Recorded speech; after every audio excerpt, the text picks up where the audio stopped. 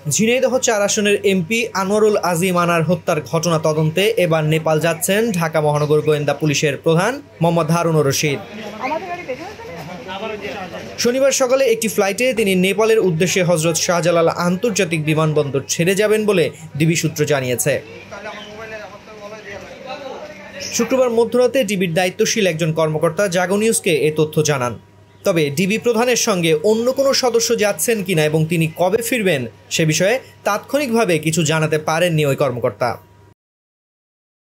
MP আনার খুনের তদন্ত শেষ করে গত ৩০ মে দুপুরে কলকাতা থেকে দেশে ফেরেন ডিবির প্রতিনিধি দল। কলকাতায় এমপি আনার খুন হলেও ঢাকার পুলিশের তৎপরতা এবং তদন্তে দ্রুত সাফল্য পাওয়ায় ঢাকার গোয়েন্দা দল নিয়ে এরই মধ্যে ভারতীয় সংবাদ মাধ্যমে ইতিবাচক আলোচনা চলছে। গত ১৩ মে আনারকে কলকাতার নিউ টাউনের সঞ্জীবা গার্ডেন্সের একটি ফ্ল্যাটে খুন করা হয়। এতে কলকাতা পুলিশ দেহাংশের হদিস করতে পারছিল না।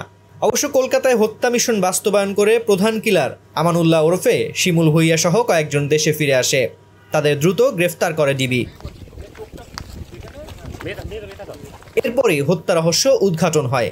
গুম করা লাশের অংশ লুকানোরও তথ্য পান ডিবি কর্মকর্তারা। এরপরই কলকাতায় ছুটে যান হারুন সহ ৩ গোয়েন্দা কর্মকর্তা।